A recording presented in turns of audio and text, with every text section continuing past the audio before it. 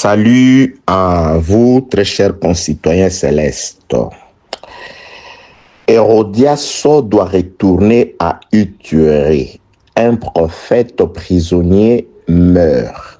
Ça, c'est l'audio numéro 5.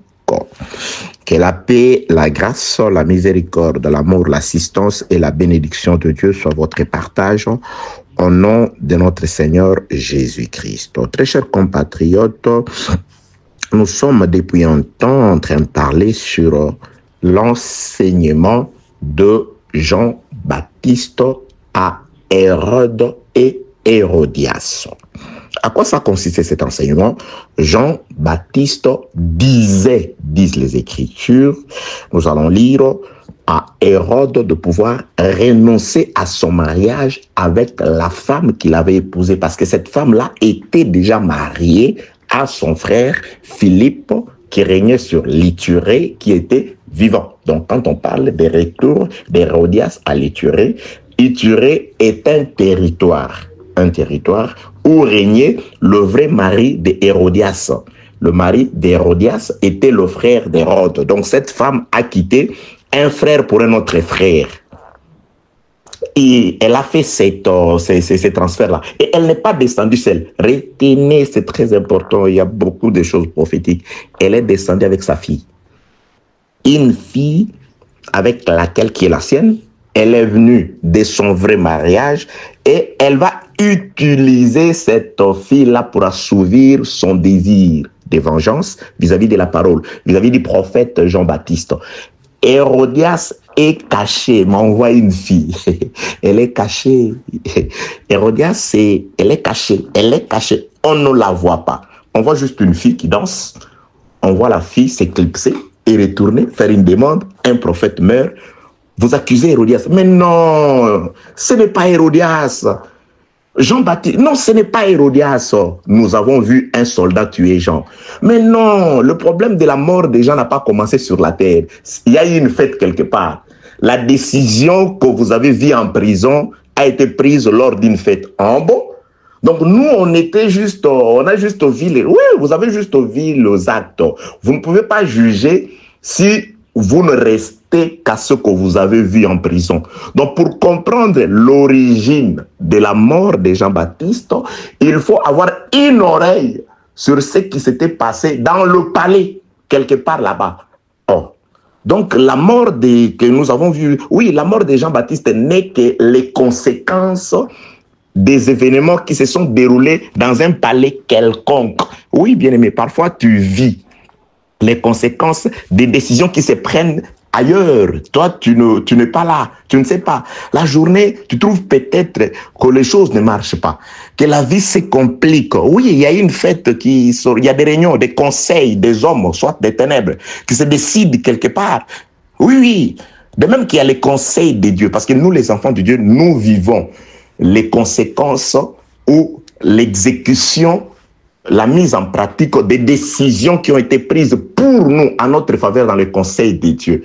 Il a tenu un conseil quelque part et nous sommes le reflet de la volonté ou nous sommes le reflet de ce qui a été décidé dans le conseil du ciel. Nous vivons l'exécution. C'est comme nous sommes les porte-paroles de la réunion gouvernementale du ciel. Une réunion s'est tenue au ciel. Les prédicateurs, c'est les porte-paroles. Nous vous annonçons les décisions qui ont été prises au ciel, les directives qui ont été données du ciel. Que la paix de notre Seigneur soit avec vous au nom de Jésus-Christ. Donc, une fête s'est tenue quelque part. Mais dans la prison, on voit juste un soldat arriver et exécuter Jean-Baptiste. On peut commencer à spéculer d'une manière comme d'une autre, d'une façon comme d'une autre. Jean, lui aussi, il était têtu. Peut-être il a mal regardé l'officier qui l'a exécuté, qui l'a décapité. Oui, peut-être ils avaient des problèmes avec lui. Non, le problème, ce n'est pas l'officier. L'officier n'obéit qu'aux ordres. Je vous l'ai toujours dit. Le problème, ce n'est peut-être pas ses voisins, c'est monsieur-là qui t'en veut. Le problème, c'est qu'il est commandé par un esprit. Il y a des décisions qui sont prises quelque part là-bas. C'est pourquoi il faut marcher au bien-aimé, en droiture avec la parole, et aimer la vie des prières. Que la paix de notre Seigneur soit avec vous. Au nom de Jésus-Christ. Donc, nous sommes dans un enseignement tout autour de ces choses-là, tout autour de ce qui se passe lors de cette fête-là. Hérode Hérodias. Vous voyez les acteurs principaux. Il y a Hérode, il y a Hérodias, il y a Philippe, le frère d'Hérode, le mari d'Hérodias. Il y a la fille d'Hérodias, qui est la fille de Philippe aussi, qui est la nièce d'Hérode. Il y a Jean-Baptiste, le prophète. Il y a les conviés, les invités à la fête, dont la finalité s'avère être la tête d'un homme juste au pied, la tête du plus grand de tous les prophètes qui sont nés de la femme sur un plateau. Et les conviés sont à l'aise, ils sont là, ils regardent, on décapite la parole, les gens regardent. Non, il faut se révolter comme le frère Paul. Que la paix de notre Seigneur soit avec vous au nom de Jésus-Christ. Oui, en Israël, à un moment au désert, les enfants d'Israël, oui, ils se sont adonnés à l'impudicité avec les filles de Moab. De l'autre côté, il y a eu désolation dans les camps. Les gens regardaient. Mais voyez, on ne pouvait pas aller là-bas, là où ils sont allés faire leur désordre. Mais il y a eu un certain Zimri. Lui, il était plus courageux que les autres. Il est allé là-bas. Il a commis l'impudicité. Au lieu de rester là-bas dehors, non. Il a pris la femme avec qui il a énervé Dieu. Il a commis l'impudicité. Il est venu avec cette femme-là dans les camps. Finé dit non, non, non, non, non, non, non, non. Bien aimé, un homme courageux, il doit s'élever. Il y a des abominations. Quand tu sors de l'assemblée des saints, de l'église de Jésus, tu vas prêcher là-bas chez les hommes, tu prêches n'importe quoi. Ça va, fais ce qui te plaît là-bas, va prêcher là-bas. Tu vas mourir avec eux là-bas. Vous êtes des morts qui enterrent vos morts là-bas. On vous laisse enterrer vos morts là-bas. Mais quand quelqu'un va prendre les choses du dehors, un hôtel de la Syrie, ramené en Israël, non, un sacrificateur courageux doit s'élever. Finé doit se lever pour assurer un sacerdoce perpétuel dans sa famille jusqu'à la 4e génération. Finé doit se lever. Pourquoi? Parce que tu es allé chercher les choses du dehors. Zimri, tu vas chercher Cosby là-bas dehors, tu la ramènes dans les camps. Non, tu dois mourir, toi et cette fille-là. Oui, bien-aimé dans le Seigneur, un faux prédicateur, un prédicateur, entre guillemets, qui se dit de Dieu, quand il est dehors, qu'il va prêcher là-bas, va faire tes histoires là dehors. Mais quand tu prends de là, tu ramènes, non. Ça, non. On doit se lever, on doit te dire, basta. Ça suffit, assez quagique. Et coquille, et si. Non. Chers, que la paix de notre Seigneur soit avec vous, au nom de Jésus-Christ. Donc, j'étais en train de dire que il y a la fête qui est organisée. Donc, dans la prison, ceux qui sont avec du gens, ils ne vivent que les conséquences des actes que eux ignorent. C'est pourquoi, pour comprendre même les réalités du monde, les réalités des choses qui se passent ici, il faut avoir une oreille attentive sur ce qui se passe en dehors. C'est là où les occultistes sont entrés. C'est là où les gens sont en train de tromper. Oui, voilà, il faut savoir ce que font les sorciers. Non, non, la parole de Dieu nous a tout dit. Oui, le diable, c'est un voleur, il destructeur, il ne vient que pour tuer, pour égorger. Nous savons ce qu'ils pensent de nous. Ils veulent nous tuer, ils veulent nous exécuter, ils veulent nous fermer la bouche. Ils veulent nous... C'est ça, ils veulent que nous soyons dans les malheurs afin qu'ils puissent se moquer de notre Dieu. C'est pourquoi j'ai toujours dit, oui, les esprits impurs, les forces de ce monde des ténèbres, ils ne veulent pas que vous réussissiez même dans la vie, afin qu'ils disent aux gens, voilà, eux qui suivent Jésus. Pourquoi ce Dieu-là ne les assiste pas? C'est pourquoi restez dans la prière, restez en conformité de la parole de Dieu, de manière à ce que même matériellement, que vous soyez un exemple de réussite et que le nom de Dieu soit glorifié, même matériellement par vous aussi. On ne veut pas aller chercher ces sorciers-là, qu'est-ce qu'ils disent des occultistes. Non, nous savons ce qu'ils pensent. Nous ne sommes pas pareils, ils sont du monde, nous, on n'est pas du monde. Ils ne doivent pas nous aimer. Ça, c'est tout. Que la paix de notre Seigneur soit avec vous au nom de Jésus-Christ. J'avais dit, dans cet enseignement, il y a beaucoup de choses à dire. Parfois, je mets des thèmes où je commence quelque chose et quand je ne finis pas, mais je finirai toujours, ne vous en faites pas, vous aurez ça.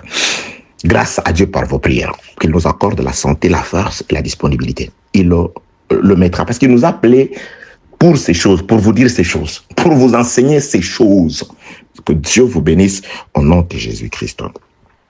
Vous voyez, très chers compatriotes, donc, il y a ces acteurs-là il y a les conviés, il y a Hérode, il y a Hérodias, il y a Philippe, il y a le frère d'Hérode et de Philippe, Lysanias. Lui aussi va intervenir. Il viendra un tour, on va l'appeler. Lysanias, toi aussi viens. N'est-ce pas que toi, tu régnais aussi sur l'albilène là-bas? Oui, c'est écrit. Luc chapitre 3, verset 1er. C'est ce que j'ai dit, c'est écrit. Je n'invente pas. Je ne suis pas allé chercher dans un livre d'histoire. Non, je vous dis par rapport à ce qui est écrit. Je n'irai pas là-bas pour vous ramener des choses. Non, moi, je ne fais confiance qu'à ce qui est écrit.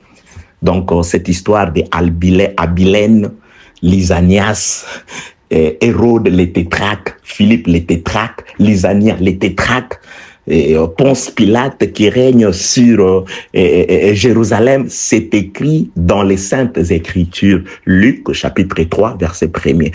Pourquoi Ponce Pilate? On va aussi l'appeler parce que lui aussi a une femme. Une femme là, le jour de la fête toujours, cette femme a conseillé son mari. Oui, cette femme a conseillé. De même que Hérodias a conseillé Hérode par sa fille, il y a eu une femme qui a été visitée la nuit, la femme de Pilate, le jour de la fête des Juifs. Oui, oui, oui, oui. Il y a rapport entre toutes ces choses-là. Il y a la grâce de votre Dieu pour votre salut qui a été cachée dans ces choses-là. Dieu est merveilleux, il est glorieux. Alléluia, qu'il soit loué. Je te remercie, Dieu, de ce que tu nous as jugés dignes de connaître ces choses. Tu nous as révélé ces choses. Oui. Matthieu chapitre 6 et la lecture et voilà, nous sommes arrivés au 21e verset par rapport aux audios précédents. Donc, cherchez les audios précédents. Ça, c'est juste la suite. Cependant, un jour, Marc 6, 21, pas Matthieu, Marc 6, 21. Cependant, un jour propice arriva, lorsque Hérode, à l'anniversaire de sa naissance, donna un festin assez grand aux chefs militaires et aux principaux de la Galilée. La fille d'Hérodias entra dans la salle, elle dansa et plut à Hérode et à ses convives. Le roi dit à la jeune fille, demande-moi, je me suis dit ce que tu voudras et je te les donnerai. Je saute verset 25. Elle s'empressa, rentra aussitôt vers le roi et lui dit, cette demande, je veux que tu me donnes en laissant sur un plat la tête de Jean-Baptiste. Le roi fit attristé, mais à cause de ce serment, énormément à cause d'un serment, et des convives, à cause des serments, et des convives, et des invités, il ne voulut pas lui faire un refus. Il envoya sur les champs un garde avec ordre d'apporter la tête de Jean-Baptiste. Le garde alla décapiter Jean dans la prison et il apporta la tête sur un plat et il la donna à la jeune fille. Et la jeune fille la donna à sa mère. Très chers compatriotes, nous sommes arrivés dans la fête qu'a organisée Jéhu, des rois, chapitre 10e. La fête des Jéhu, la particularité, et plutôt la similarité, c'est similaire par rapport à la fête d'Hérode. Ici, Hérode organise une fête, il trie le convié. Dans la fête d'Hérode, Jésus n'y est pas. Aucun de ses disciples n'est invité. Jean-Baptiste, n'en parlons pas. Or, lui parlait déjà à Hérode. L'enseignement de Jean-Baptiste, en lisant dans les Écritures, vous allez voir, parfois, ça touchait aussi Hérode. Quand Jean parlait, Hérode s'attristait. Quand il écoutait, il attristait. Il y a des gens qui sont comme ça. On prêche, il reçoit. Mais après, non, il y a des forces, il y a des choses qui sont plus fortes que lui, qui le conduit dans un autre chemin. Oui, c'est comme les épines. Le terrain épineux reçoit la semence, oui. Reçoit la semence. La semence pousse aussi. Mais après un temps, les épines étouffent la semence. Ce n'est pas que la semence est rejetée aussitôt par les terrains épineux. Non, il y a des personnes qui sont comme ça. Il reçoit la parole. Il vient aussi à l'église. Chaque jour de culte, il est là. Il entend l'enseignement. Il m'appelle. Apôtre, j'aime tes enseignements. J'aime quand tu parles. Oui, prie pour moi. Oui, il reçoit. Mais lorsque la semence commence à se manifester, les désirs de la chair, les goûts mondains, les mondanités étouffent la parole. Il se retrouve aussitôt gagné par le monde il repart au monde, il s'adonne aux choses du monde. Pourquoi? Parce que ce n'est pas une terre qui a été défrichée, qui a été séparée de mauvaises semences. On ne peut pas s'aimer comme ça. Il y a des gens qui sont comme ça. Ils sont arrivés même jusqu'au rang des prédicateurs, pasteurs, on les appelle. Mais c'est des terrains épineux, c'est des terrains pierreux, où il y a des pierres qui étouffent la sémence. C'est des gens remplis des soucis du siècle présent. C'est des quiétudes, c'est des malhonnêtes. Mais ils ont la prédication. Et quand ils prêchent, après la parole, ils sont là, ils commencent bien enseignement à la fin, où ils commencent à étaler les désirs de la chair. Que la paix de notre Seigneur soit avec vous, au nom de Jésus. Donc, ici, Hérode, il trie ses conviés. Il trie les gens qui doivent participer. Vous voyez, lorsque Hérode fait un serment, je l'ai expliqué ce serment-là dans les audios précédents, il promet la moitié du royaume. Et la fille comprend le langage prophétique. Je dis, je retournerai dans cette demande prophétique. La fille comprend la maman. La demande prophétique incite sa fille à demander la moitié du royaume. J'ai dit le royaume, c'est tout le corps. La fille demande la moitié. Roi, tu as parlé de la moitié. De quelle moitié s'agit-il? Elle est vaine, ta proposition. Oui, moi je comprends, je demande la moitié, mais je demande la partie supérieure. Elle prend la partie supérieure. Et quand la parole, là je suis maintenant dans l'explication. La fille, je garde la partie hautement prophétique. Je reviendrai dans tout un audio, un ou deux. Les conviés sont là. La fille fait une danse qui plaît à tout le monde. Je retournerai aussi sur cette danse-là. Et cette danse-là amène la fille, le roi, à faire un serment. Et quand le roi fait un serment, la fille vient répondre au serment, à la demande du roi, faite avec serment. La fille demande la tête. Le roi regarde, le roi agit du fond du cœur, de son profond. Le roi est attristé. J'ai dit, il était comme un terrain épineux qui peut recevoir la semence, mais laquelle est étouffée aussitôt par les épines quand la semence commence à pousser. Ça, c'est Jésus dans sa parabole du semeur qui est sorti pour s'aimer. Il différencie 4 terrains différents. Alors, et il dit, les épines, c'est toute personne qui est remplie des soucis du siècle présent. Il reçoit la parole, mais après un temps, les soucis du siècle présent étouffent.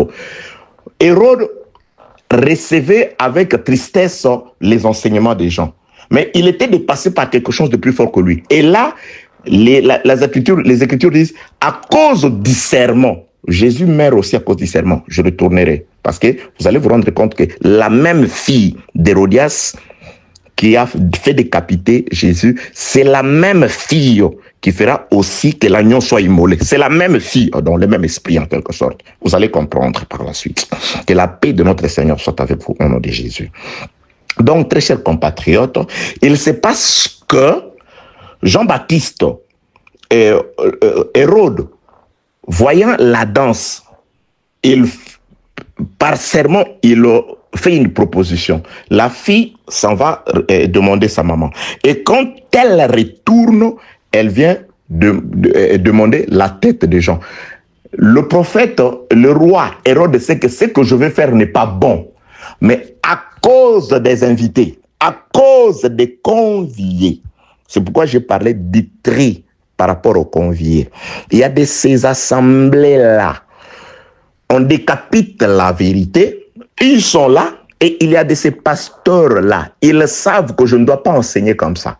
Je ne dois pas dire ces choses. Mais à cause des conviés, à cause des gens, à cause de la femme de Potiphar qui veut recevoir la sémence du travailleur plutôt que de son vrai mari, Potiphar, le gouverneur plutôt, de Potiphar. Vous voyez, aujourd'hui, les églises, vous aussi, vous faites dire et vous faites faire n'importe quoi aux prédicateurs.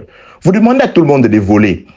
Quand on vous dit peut-être, quelqu'un vient avec des exhortations, ah, lui aussi, il ne prêche pas comme Jacques, il ne prêche pas comme Blanche. Non, bien-aimé dans les Seigneurs. C'est ce qui envoie Hérode parfois à sacrifier la vérité, à cause des conviés.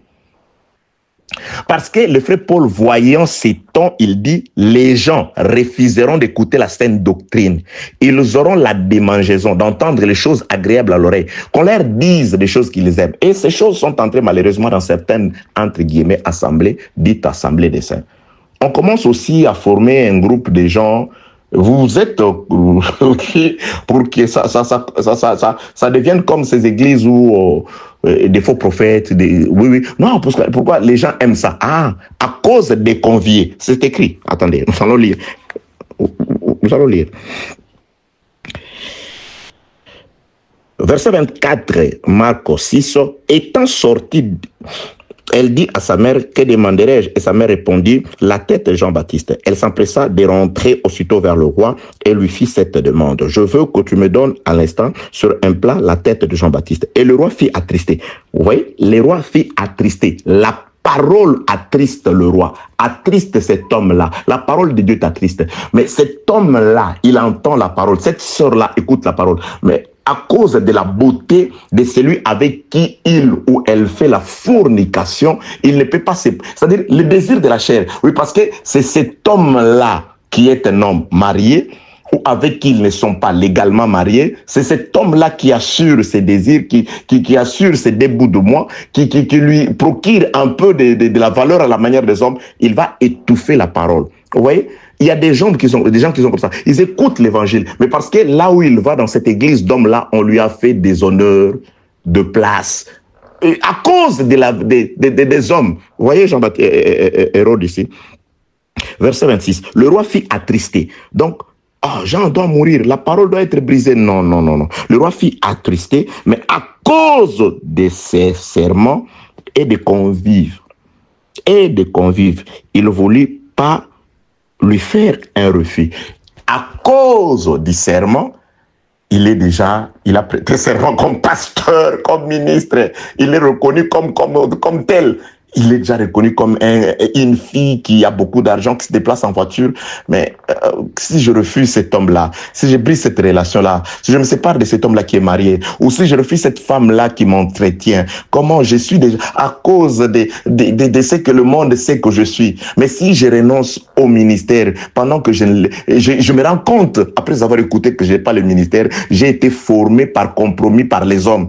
Mais non, j'ai déjà prêté serment. On dira, mais toi, non, à cause de ça, et à cause des gens qui nous entourent, à cause des convives, à cause des invités, à cause des gens qui étaient dans la fête, le roi va céder à la volonté qu'il reconnaît ne pas être celle de Dieu. Voilà ce qui t'arrive. Voilà parfois tes prises de position par rapport à ta vie, par rapport à ce que tu dis, par rapport à comment tu enseignes. Tu acceptes de pouvoir dire aux gens les choses qu'ils acceptent. Mais tu sais du profond de ton cœur que ce n'est pas ce que Dieu voudrait que tu dises. Ah non, si tu dis beaucoup trop de vérité, les gens vont fuir, les gens vont partir. Mais de qui attends-tu ton vrai salaire? J'ai dit le vrai salaire. Bien aimé, celui qui assiste l'homme, c'est Dieu. Dieu paye ses serviteurs, ceux qui les servent d'un bon cœur et ceux qui sont vraiment disposés à servir. Dieu paye. Si vous ne vous croyez pas, moi je vous dis que Dieu paye ses serviteurs. Certainement par toi, il te touche le cœur. Moi j'aime des salaires comme ça. Quand quelqu'un m'appelle, il me fait une surprise. Là je dis, je suis vraiment serviteur de Dieu. Ça vient de Dieu. Là c'est Dieu qui... Quand tu commences à forcer, tu suis les gens, faites ceci, vous me laissez comme ça, vous m'abandonnez. Moi, je me pose des questions. On te laisse comme ça? Et c'est lui qui t'a employé. Oh, ça ne descend pas du ciel, ça descend du ciel, bien sûr. Ça descend du ciel. La bénédiction qui enrichit doit descendre du ciel. Dieu doit toucher les cœurs de Dieu. Mais Dieu doit d'abord te voir les servir. Tu dois d'abord servir ces dieux-là pour que Dieu se souvienne de toi. Aux sacrificateurs, ils recevront les sacrifices des enfants d'Israël parce que les sacrificateurs seront la bouche par laquelle Dieu s'adressera au peuple. La bouche qui parlait au peuple, c'est celle-là qui se nourrissait, qui mangeait de la part de Dieu. Dieu utilise cette bouche pour s'exprimer et Dieu utilisait cette même bouche pour manger. Si Dieu t'utilise réellement selon sa volonté, en son temps, au lieu voulu par lui, mais il va te payer. Il dit, de qui suis-je le débiteur qu'il parle que je le paye? Si Dieu nous oblige à payer les mercenaires, à combien forte raison lui ne paiera pas ses serviteurs? Chers serviteurs de Dieu, regardez Dieu. Ça ne viendra pas du ciel, ça descendra du ciel. Je vous dis, c'est vrai. Si vous êtes en Égypte, vous ne voyez pas la manne. Séparez-vous des Égyptiens. Traversez la mer Rouge. Acceptez les déserts, l'école de Dieu, les épreuves de Dieu. Il va vous nourrir. Il va vous protéger. Il vous donnera l'eau du rocher. On est en Égypte maintenant. Si je ne fais pas ça, qu'est-ce que je vais faire? Ah, je ne sais pas qui tu sers. Hein. Qui sert Dieu, Dieu se souvient de lui. Donc, bien-aimés, nous sommes dans les convives. Vous voyez, Hérode est attristé par cette nouvelle-là, par cette demande-là. Mais à cause de son rang, pour ne pas trahir son rang, son serment, et pour ne pas aussi ne pas trahir les gens qui sont là-bas. C'est pourquoi je disais ceci. La nature des convives, la nature des invités, la nature de ceux qui participent à la fête. Frère Paul dit, ces gens-là, ils n'aimeront pas la saine doctrine. Ils n'aiment pas la vérité, qu'on ne leur dise pas la vérité. Une sœur t'appelle, il est en mauvaise position par rapport à la parole de Dieu, elle te parle des maladies, des situations, mais quand tu lui poses la question sur sa situation par rapport à la parole, oh non, Dieu seul le sait. Mais Dieu sait, ça peut être une porte par laquelle ces maladies, ces histoires-là entrent. C'est d'abord ta position, tu es assise dans une mauvaise posture par rapport à la parole de Dieu. Tu veux que je te dise quoi? Moi, je ne suis qu'un serviteur. C'est que j'étais en train de partager avec un serviteur de Dieu ici chez moi. Moi, je sers Dieu. Mon Dieu, ce n'est pas mon serviteur, comme les magiciens veulent vous faire comprendre. Mon Dieu, c'est tic-au-tac. Le mien, ce n'est pas tic-au-tac. Le tic-au-tac de Dieu ne dépend pas de moi. Je suis serviteur. J'ai fait ce qu'il me demande de faire. Et ce Dieu-là est souverain. Moi, j'ai pris pour toi, la guérison vient de Dieu. Moi, j'ai rempli d'eau le vase. C'est lui qui transforme l'eau en vin, c'est celui qui m'envoie. Je ne sers pas un Dieu tic-au-tac. Non, je ne manipule pas Dieu. Non, c'est Dieu qui me manipule. C'est Dieu qui agit pour sa souveraineté, pour sa gloire. Si Dieu veut se glorifier par moi en guérissant un malade, la gloire doit revenir à Dieu, pas à moi. Je ne suis pas le maître de Dieu, comme certains serviteurs, entre guillemets, du diable qui se font passer pour des serviteurs de Christ vous disent, non, viens, mon Dieu est tic-au-tac. Non, Dieu, ce n'est pas le serviteur de l'homme, que tu peux trimballer où tu veux, quand tu veux. Venez aujourd'hui, je veux vous guérir, Dieu va vous guérir. Non, Dieu ne guérit pas sur ordre de l'homme. Nous accomplissons la parole, Dieu accomplit sa parole quand il veut, où il veut, comme il veut. Moi, ce n'est pas le maître de la parole, ce n'est pas le maître de Dieu, c'est le serviteur. Il m'utilise à sa guise. Dieu m'utilise à sa guise. Moi, je n'utilise pas Dieu à ma guise. J'ai pris pour toi, j'ai la conviction que dans cette parole, il y a la puissance de guérison, il y a la puissance de délivrance. Je crois à ça. Dieu agit quand il veut, comme il veut. Peut-être ta maladie, Dieu voudrait que tu t'écartes d'abord, que tu sortes de ces milliers-là. C'est un signe, c'est un appel de Dieu. Dieu voudrait que tu te rapproches de plus en plus de lui. Et moi, je ne peux pas commencer à lui dire, là où il est, bénis-les, guéris-les. Non, je dois aussi entendre la voix. Et je dois ensemble et en priant, Seigneur, nous avons prié 2 fois. Ça n'a pas marché. Qu'est-ce qui ne va pas? Que voudras-tu qu'il fasse, que nous fassions? Parce que nous sommes des serviteurs. Nous ne manipulons pas Dieu, mais Dieu nous manipule. Il nous utilise, manipulez pas dans le mauvais sens. Il nous utilise à sa guise. Que la paix de notre Seigneur soit avec vous au nom de Jésus. Je le répète, moi, ce n'est pas du tic-au-tac. Non. Dieu, son tic-au-tac, c'est à sa façon, à son temps. C'est à sa façon. Moi, je crois que Dieu agit. Je crois que le temps des miracles est là. Mais Dieu fait des miracles quand il veut, comme il veut, et chez qui il veut. Ce qui est sûr, c'est que je crois que le miracle est possible, que Dieu agit, que Dieu fait. Je crois. Je ne me laisserai pas influencer par les convives. Non. Si je reconnais que ce n'est pas juste, je ne le ferai pas à cause des convives. Non. Pour garder, à quoi ça peut servir que vous me considériez comme serviteur parce que je fais votre volonté et que Dieu qui paye, qui protège quand il sera contre moi. Élie, le sacrificateur, dit à ses enfants, si tu as un problème avec un homme, Dieu peut intervenir en ta faveur. Et si tu as un problème avec Dieu, qui va intervenir? Je ne veux pas avoir de problème avec Dieu à cause des convives, à cause de vous, parce que vous vouliez que je parle comme tout le monde. Je ne parlerai pas comme tout le monde. Je ne marcherai pas comme tout le monde. D'ailleurs, ceux qui me connaissent, ça fait longtemps. Je ne fais pas les choses comme tout le monde. Quand Dieu me dit fais ceci, je le fais. Combien m'avaient proposé, non, voilà, commence à faire des vidéos comme ça. Je ne le ferai qu'au temps de Dieu. Oui, je ne fais pas quelque chose parce que tout le monde le fait. Vous voyez, le message, c'est YouTube, c'est des audios. Si c'était des vidéos, ça c'est... Bien aimé, le nombre des gens qui suivent dépend de Dieu.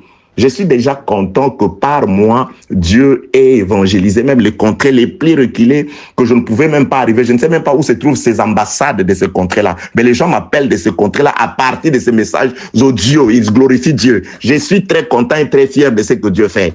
Au temps de Dieu, je ferai ce qu'il voudra, à sa façon et selon ses méthodes. Je ne suis pas Hérode qui me laisserait prendre une décision pour faire plaisir aux convives. Non, jamais. Non, non, non, non, non, non, non, non. Je ne trie pas ceux qui participent à mes fêtes. Dieu seul sait. Vous voyez, Hérode était un...